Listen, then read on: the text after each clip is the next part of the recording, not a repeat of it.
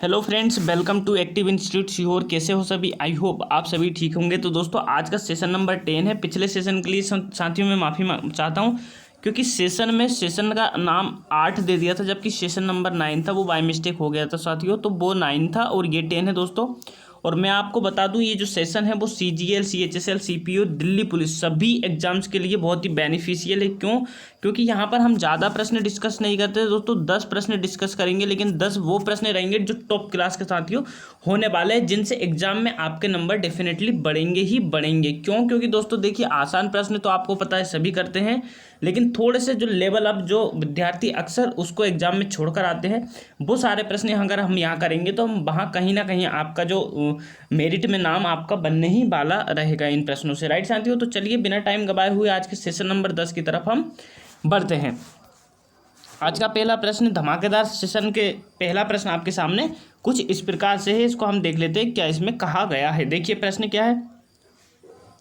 एक व्यक्ति ने 12,000 रुपये साधारण ब्याज की किसी दर पर तथा 4 महीने बाद 6,000 और मिलाकर कुल धन पर पहले की तुलना में 2 गुनी दर पर दिया हो गया, मतलब दिया।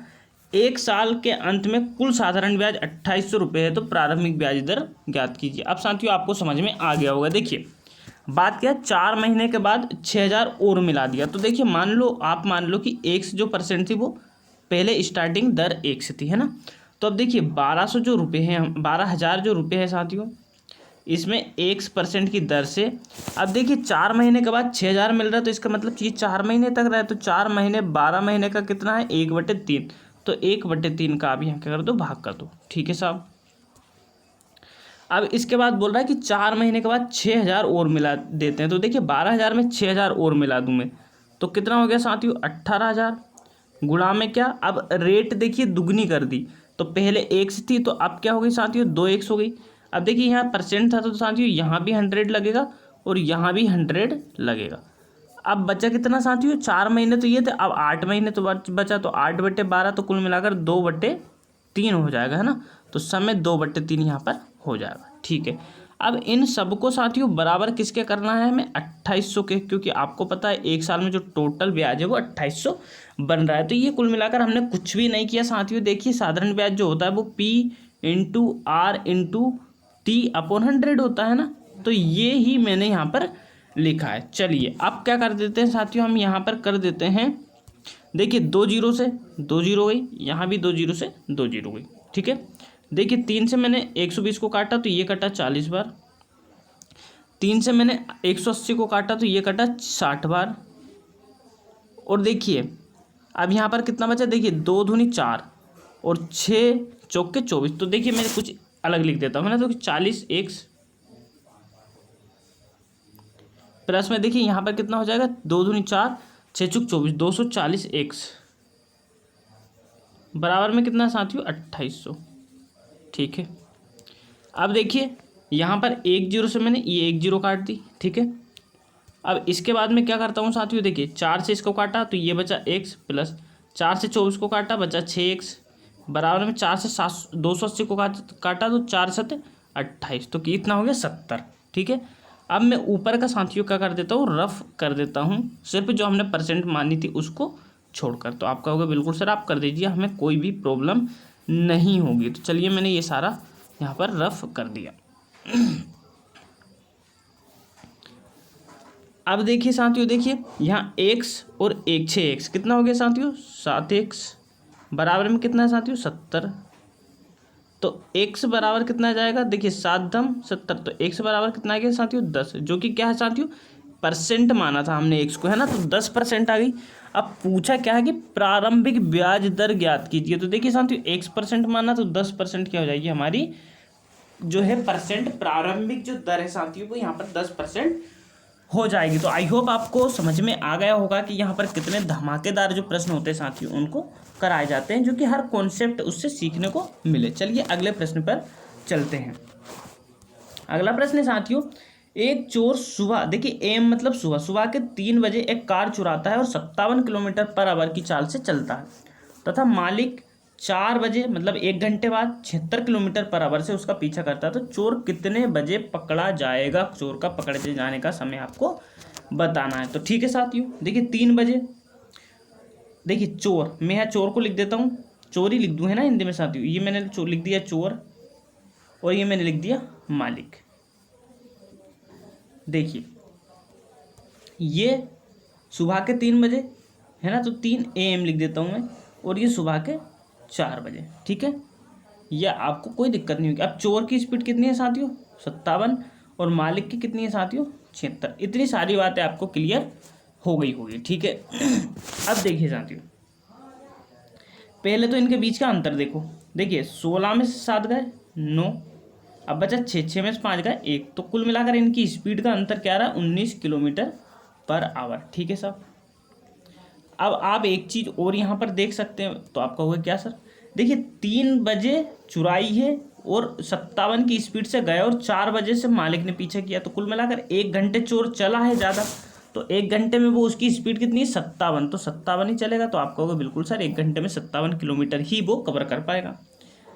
अब देखिए एक ही दिशा में चलते हैं तो चालें घट जाती हैं, राइट। तो कुल मिलाकर जो मालिक है वो 19 किलोमीटर पर आवर से अधिक तेज चल रहा है। तो देखिए 19 दिया 57, तो कुल मिलाकर साथियों क्या हो गया? 3 घंटे बाद जो है हमारा जो चोर है वो पकड़ा जाएगा। अब कब से 3 बजे बाद? तो 4 बजे मालिक चला, उसके बाद 3 घंटे बाद, तो 4 और 3 कितना हो जाएगा? 7, 7। तो 7 ऑप्शन नंबर बी आपका साथियों यहाँ पर करेक्ट आंसर हो जाएगा। तो आई होप आपको ने समझ लिया होगा कि कितनी आसानी से हम ऐसे प्रश्न को उड़ा सकते हैं, राइट। चलिए अब अगले प्रश्न की तरफ चलते हैं। अगला प्रश्न साथियों, 9 मीटर और 24 मीटर ऊंचाई वाले 2 स्तंभ भूतल से स्थित हैं। दोनों स्तंभों के भूतल की दूरी 8 मीटर है। तो दोनों स्तंभों के शीर्षों के बीच की दूरी आपको बताना। तो चलिए देखिए बता देते हैं हम। देखिए मैं ले लेता हूँ एक ये देखिए साथियों, इधर नहीं, चलिए इसको मैं रफ कर देता हूँ। देखिए मैं ले लेता हूँ एक भूतल, एक साथियों मैंने ये जो भूतल है वो ये ले लिया, और अब जो बड़ा वाला है साथियों मैं उसको ये ले लेता हूँ, राइट साथियों। देखिए यहाँ मैंने ये बड़ा वाला भूतल यहाँ पे ले लिया, राइट। अब देखिए बोल क्या रहे हैं कि इनके जो बीच की दूरी है ये जो बेस की है वो तो कितनी है साथियों? 8 मीटर है। तो मैं यहाँ लिख देता हूँ 8 मीटर, राइट। और छोटे वाले की जो दूरी है, लंबाई है, वो 9 मीटर है साथियों, और बड़े वाले की है 24 मीटर, राइट। तो ये पूछ रहा है कि इनके शीर्षों के बीच की दूरी है ना, दोनों स्तंभों के शीर्ष के बीच की दूरी, कुल मिलाकर साथियों इसके दोनों टॉप को अगर मैं मिला दूँ तो इसकी दूरी क्या होगी? तो देखिए अगर टॉप को मिला तो साथियों मैं ऐसा करता हूँ बेस को भी मिला दूँ। अब जो बेस है वो कितनी दूरी पर है साथियों? तो आप कहोगे सर इसके जो बेस है ना साथियों वो है 8 मीटर की दूरी पर। देखिए ये 8 हो गया। अब देखिए 24 में से, अब देखिए ये तो 9, नीचे का तो 9 है, तो 24 में से अगर 9 जाएगा तो कितना बचेगा? तो आप कहोगे सर 16 बचेगा, राइट। सॉरी 16 नहीं बचेगा, यहाँ पर बचेगा 15, राइट साथियों। तो देखिए मैं थोड़ा सा रफ कर देता हूँ, कितना बच जाएगा? 15 बच जाएगा यहाँ पर। 24 में से 9 गया तो यहाँ का कितना बच गया? 15। तो आप एक चीज़ देखते होंगे कि अगर ये 8 है, ये 15 है, और ये 90 डिग्री का एंगल है, तो 8, 15, 17 क्या होता है साथियों? ट्रिपलेट होता है। तो दोनों स्तंभों के बीच की दूरी साथियों कितना हो जाएगी? 17 मीटर हो जाएगी। ये किससे? हाइट एंड डिस्टेंस से दोस्तों प्रश्न था, जो कि आप बहुत ही ईजी तरीके से इसको सोल्व कर सकते थे अगर आपको कॉन्सेप्ट पता है। तो चलिए अगले प्रश्न की तरफ बढ़ते हैं। अगला प्रश्न क्या है साथियों? देखिए ए और बी मिलकर किसी कार्य को 10 से ही 2/3 दिनों में समाप्त कर सकते हैं, तथा बी और सी मिलकर इसी काम को 13 से ही 1/3 दिनों में समाप्त कर सकते हैं। बी, ये देखिए साथियों बा नहीं है, बी है ये। बी और सी, बी सी से 25% अधिक कार्य को चले, तो ए और सी मिलकर कार्य को कितने दिन में समाप्त करेंगे? तो आपको ये बताना। तो देखिए साथियों ए और बी मिलकर 10 से ही 2/7, तो देखिए 7 दूनी 7 दम 70, 72। तो ए प्लस वी जो है साथियों कितने दिन में? देखिए 70 और 2 72/7 दिन में, ठीक है साहब। अब बी प्लस सी, देखिए बी प्लस सी 13 से ही 1/3, तो 13 3 39 हो रहा है, कितना साथियों? 40/3, ठीक है। तो आप कहोगे बिल्कुल सर। अब देखिए आपको पता है टोटल वर्क क्या होता है? टोटल वर्क होता है इनका एलसीएम, और जब कभी भी हम फ्रैक्शन वाली चीज़ों का एलसीएम साथियों लेते हैं तो क्या करते हैं? ऊपर का एलसीएम, नीचे का हम एचसीएफ ले लेते हैं, राइट।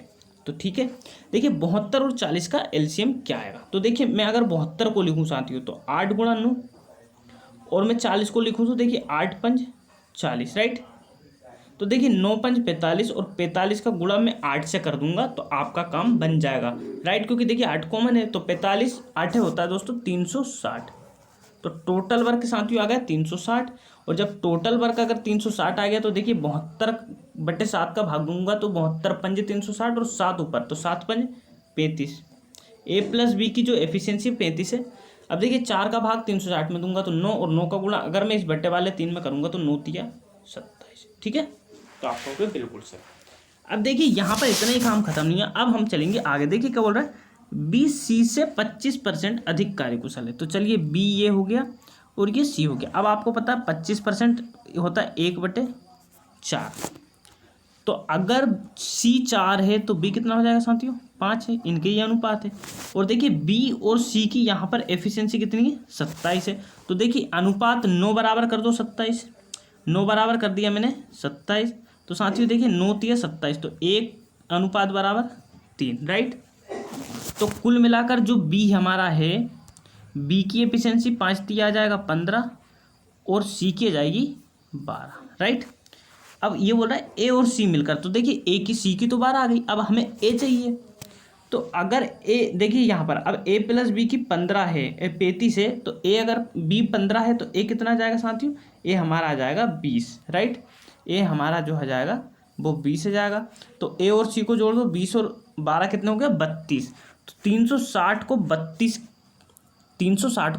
की एफिशिएंसी। देखिए साथियों मैं रफ कर दे रहा हूँ, कुछ जो पॉइंट है उसको रफ कर देता हूँ, बाकी हम आ जाते हैं, राइट। ये मैंने इतना यहाँ पर रफ कर दिया, जो इतने में हमारा काम हो जाएगा। अब देखिए 360 को अगर मैं 32 से भाग देता हूँ तो देखिए 4 नमकी 36, और 4 8 32।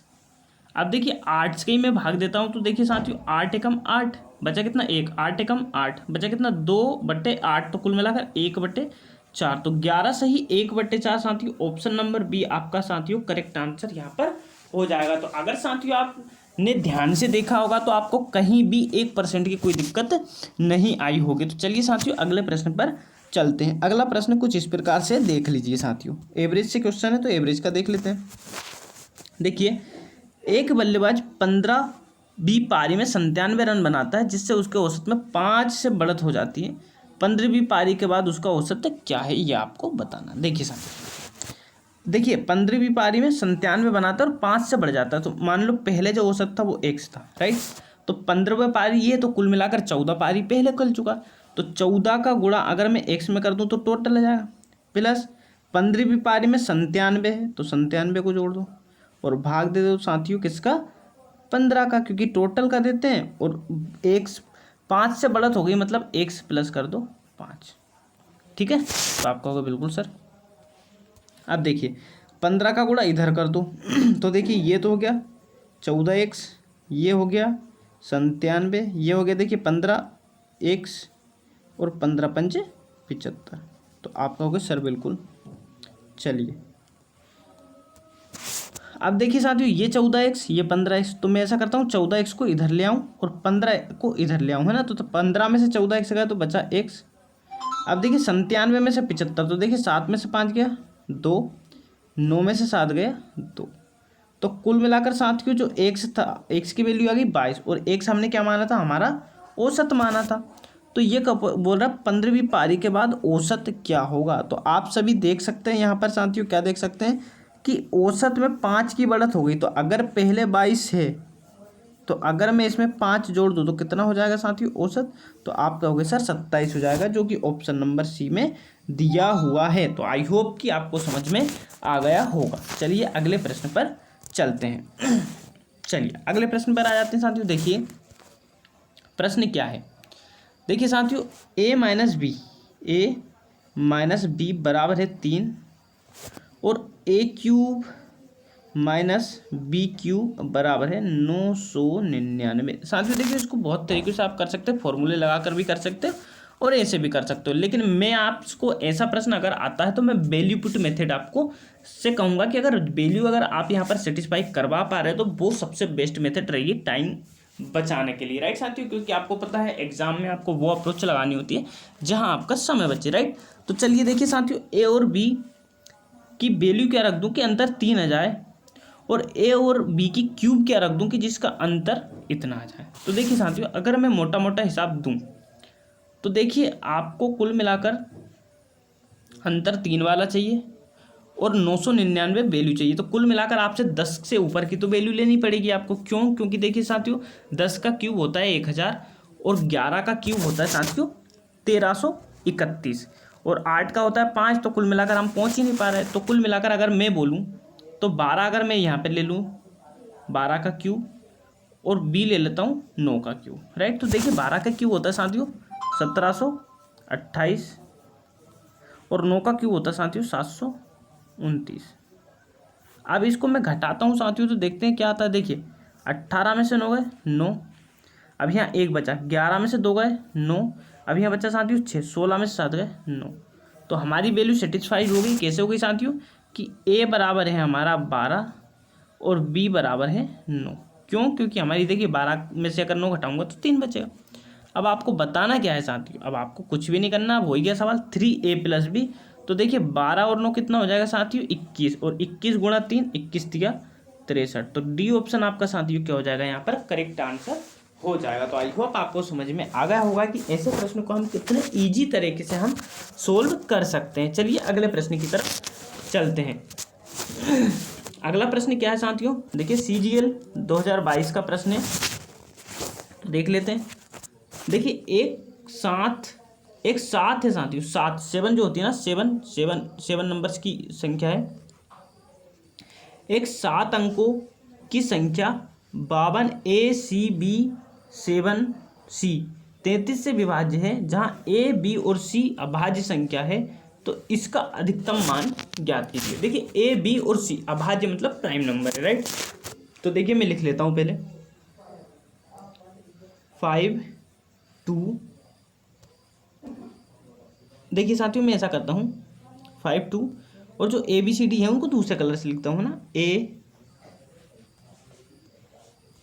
6 B और C मैंने यहाँ लिख दिया और 7 में अब लिख दे रहा हूँ, ये मैंने लिख दिया 7, राइट। अब ये किससे विभाज्य साथियों, ये है 33 से विभाज्य। किससे साथियों, आप कहोगे सर 33 से। तो देखिए 33 के अगर मैं अभाज्य गुणनखंड करूं तो देखिए ये 11 और 3 इसके अभाज्य गुणनखंड हो जाएंगे, राइट। तो कुल मिलाकर साथियों ये क्या बोल रहा है कि आप 11 और 3 की विभाजकता चेक कर लो, राइट। तो देखिए अगर मैं 3 की विभाजकता चेक करता हूं तो 3 क्या बोलता है कि संख्या के अंकों का योग कितना होना चाहिए, 3 से विभाजित होना चाहिए। तो देखिए ये 6 कट जाएगा, 7 5 12 कट जाएगा, ये 2 बचा है ना। तो अब A B और C की वैल्यू में अधिकतम क्या रख सकता हूँ कि जो 3 से डिविजिबल हो जाए, राइट। तो ये देखिए चलो इससे तो हो ही जाएगा, हम 11 की चेक कर लेते हैं पहले, है ना, ध्यान में रखते हुए। देखिए 2 में हम कुछ ऐसा जोड़ेंगे कि जो 3 से डिविजिबल हो जाए, 2 में हम कुछ ऐसा जोड़ेंगे जो कि 3 से डिविजिबल हो जाए, ठीक है, इसको भी ध्यान में रखना है। तो देखिए 11 की विभाजकता क्या कहती है साथियों कि इन सभी का एक एक छोड़कर जो या मतलब ओड प्लेस और जो इवन प्लेस होते हैं उनके योग का अंतर या तो 11 होना चाहिए या फिर 0 होना चाहिए, राइट। तो देखिए मैं 5 को A को B को और C को जोड़ लेता हूँ, राइट। तो देखिए मैंने 5 A B और प्लस मैंने C जोड़ लिया बराबर, ये माइनस कुछ भी कर लेंगे ना। अब देखिए 7 6 13 और 3 15, 13 और 2 15, राइट। तो दूसरा ये 15 हो रहा है। अब साथियों हमें या तो लाना है कितना 0 या लाना है 11, राइट। अब देखिए मैं 5 में इन सभी के मान अधिकतम क्या रख सकता हूँ। तो देखिए अगर मुझे मान लो 0 लाना है तो इनको 15 बनाना पड़ेगा, है ना। तो 15 अगर मैं बनाता हूँ और होनी कंडीशन क्या चाहिए साथियों कि A B और C जो है अभाज्य है। अभाज्य मतलब देखिए 1 से लेकर 10 तक में सबसे बड़ी अभाज्य संख्या होती है 7। और देखिए एक चीज़ और, यहाँ पर मल्टीप्लाई में देखिए बी के साथ 3 है, तो कुल मिलाकर अगर मैं बी को 7 रखता हूँ तो अधिकतम मान आएगा। तो आप कहोगे सर बिल्कुल, हर चीज़ पॉइंट को ध्यान रखना पड़ेगा सब, तो ठीक है। अब देखिए ए के साथ 2 है, तो कुल मिलाकर ए को अब सेकंड लार्जेस्ट रखना पड़ेगा, राइट। तो देखिए 7 है तो इसको मैं रख दूँ 5, 7 5 हो गया साथियों 12। अब एक इसको रख दो 3 को, राइट। तो ये क्या हो गया हमारे, देखिए 7 5 12 और 3 15 होगा। तो देखिए 3 से 15, लेकिन ये सेटिस्फाई नहीं कर पाएगा। तो आप कहोगे सर क्यों नहीं कर पाएगा, क्योंकि देखिए ये तो 15 हो ही गया, 7 5 12 3 15, लेकिन यहाँ 2 में हमें जोड़ना है, राइट। हमें क्या जोड़ना है, 2 में जोड़ना है, लेकिन नहीं नहीं नहीं हो जाएगा साथियों। देखिए 7 5 लेकिन नहीं हो पाएगा, है ना साथियों। क्यों नहीं हो पाएगा, क्योंकि हमें 15 चाहिए, राइट। तो ये वैल्यू तो नहीं हो पाएगी। तो चलिए देखिए हम यहाँ पर रफ कर देते हैं, है ना। तो देखिए 7 तो हमने लिख लिया, 7 हमने यहाँ पर लिख लिया है। अब हम क्या करते हैं, इन दो वैल्यू को प्लेस करते हैं, राइट। हमें 15 चाहिए, तो देखिए 15 के लिए हम ऐसा करते हैं, ए को तो रख देते हैं 3 और बी को रख देते हैं 2। तो देखिए 7 5 12 ये आ गया, और ये भी नहीं होगा साथियों, राइट। ये भी नहीं यहाँ पर होगा, क्योंकि देखिए ये हो नहीं पाएगा। तो ऐसा करता हूँ मैं बी को 5 रखता हूँ, तो 5 5 10 और 5 15, राइट। अब यहाँ पर यह साथियों अपना काम बन जाएगा। देखिए ये हो गया 10 और 2 ये 12, तो ये 3 से डिविजिबल भी है, और ये पूरा 15 हो गया, तो ये भी -0 आ जाएगा, राइट साथियों। तो यहाँ पर ए की वैल्यू 3, बी की वैल्यू 5 और सी की वैल्यू 2। तो मैं रफ कर देता हूँ और वैल्यू यहाँ पर लिख देता हूँ। देखिए साथियों अभी निकाला हमने, ए की वैल्यू 3, बी की वैल्यू 5 और सी की वैल्यू कितना 2, राइट। अब वैल्यू प्लेस कर दो, आपको कुछ भी नहीं करना है। देखिए 2a 3b और प्लस में c, राइट साथियों। तो देखिए मैं गुणा कर देता हूँ यहाँ पर, 2 गुणा में 3, 3 गुणा में 5 और प्लस में 2। तो देखिए साथियों 5 तिया 15, 3 दूनी 6 और 2, राइट साथियों। तो 15 6 21 2 23, 23 ये कहा जाएगा साथियों, यहाँ पर आपका करेक्ट आंसर आ जाएगा। इसके अलावा साथियों आपका कोई बड़ा वैल्यू हो ही नहीं सकता। तो ऑप्शन नंबर सेकंड आपका करेक्ट आंसर हो जाएगा, राइट साथियों। तो देखिए हमने प्लेस, हमारे पास के थोड़ी सी जगह कम थी, इसकी वजह से हमें थोड़ा सा समय लग गया है, नहीं तो जो प्रश्न था वो बहुत ही आसानी से और ईजीली हो जाता, राइट। चलिए अगली प्रश्न की तरफ चलते हैं। अगला प्रश्न क्या है साथियों, देख लेते हैं। देखिए एक वस्तु को 832 में बेचने पर होने वाला लाभ उसी वस्तु को 448 में बेचने पर होने वाली हानि के बराबर है। यदि वस्तु पर 50% का लाभ प्राप्त करना है तो वस्तु को कितने रुपए में बेचना पड़ेगा, राइट। चलिए आ जाते हैं। देखिए कोई ना कोई सीपी होगा साथियों, और है ना। अब देखिए 832 में बेचने पर लाभ, तो देखिए मैं यहाँ लगता हूँ 832 में से मैं सीपी घटाता हूँ, है ना। बेचने पर होने वाला लाभ बराबर होगा साथियों, किसके बराबर होगा, 448 में बेचने पर होने वाली हानि। तो देखिए सीपी में से एसपी घटाता हूँ तो लाभ होता है, और अगर मैं सीपी में से एसपी घटाता हूँ तो क्या होता है, हानि होती है, राइट। तो आप कहोगे बिल्कुल सर। अब देखिए सीपी और सीपी तो क्या हो जाएंगे साथियों, 2CP। अब ये इसमें जुड़ जाएगा, तो देखिए 8 और 2 10, केरिया 1, 4 3 7 और 1 8 और 8 4 12। तो ये कितना हो गया साथियों, 1280। 2 से अगर मैंने काटा साथियों तो सीपी बराबर कितना जाएगा, देखिए 2 छंग 12, 2 चुक 8 0। तो सीपी हो गया साथियों 640, और बोल रहा है 50% लाभ प्राप्त करने के लिए वस्तु को कितने रुपए में बेचना चाहिए। तो 50% चाहिए आपको, तो देखिए 640 और 50% चाहिए, तो इसका आधा कर दो, तो 2 तिया 6, 2 दूनी 4 0। तो ये कितना हो गया साथियों, देखिए 6 और 3 9, 4 2 6 और 960 रुपये। 960 रुपये आपका ऑप्शन नंबर साथियों क्या हो जाएगा, बी हो जाएगा, जो कि आपका एकदम करेक्ट आंसर है। चलिए अगले प्रश्न की तरफ चलते हैं। अगला प्रश्न क्या है साथियों, देख लेते हैं अच्छे से। देखिए साथियों अगला प्रश्न है, एक दुकानदार 7% हानि पर एक कपड़ा बेचने का वादा करता है, लेकिन वह वास्तव में 1 मीटर लंबाई के गलत स्केल का उपयोग करके 24% का लाभ कमाता है। देखिए इतना कर लेते हैं, बाद में हम आगे आते। देखिए 7% हानि, अगर 7% हानि है साथियों, देखिए सीपी और मैं एसपी लिखता हूँ, राइट। अब देखिए 7% की हानि मतलब 100 से अगर मैंने 7 घटा तो कितना आ गया साथियों, यहाँ पर आ गया 93। अब देखिए 24% का लाभ, तो कुल मिलाकर यहाँ भी सीपी और एसपी का रेशियो हो जाएगा। अब CPU और SP का 24% क्या होता है साथियों, देखिए 24% यहाँ पर हो जाएगा, 24% देखिए 4 छंगी 24 और नीचे आ जाएगा 25, है ना। तो 25 अगर CP है साथियों तो 24% लाभ, मतलब 25 से 31 हो जाएगा। अब देखिए CP हमेशा समान होता है, तो ऐसा करता हूँ साथियों, मैं इसको डायरेक्ट 100 ही ले लेता हूँ, ना कि कोई दिक्कत ही नहीं होगी, राइट। तो मैं इसको क्या कर देता हूँ, रफ कर देता हूँ वाइट कलर से, राइट। ये मैंने कर दिया इसको रफ, ये ठीक है। चलिए अब देखिए 24 होता है 24/100, राइट, क्योंकि हमें CP 100 लेना, तो देखिए 100 और यहाँ प्रॉफिट हो रहा, तो ये हो गया 124, राइट साथियों। अब देखिए ये जो अंतर आ रहा है वो किससे आ रहा है साथियों, मीटर की गलत लंबाई से, राइट साथियों।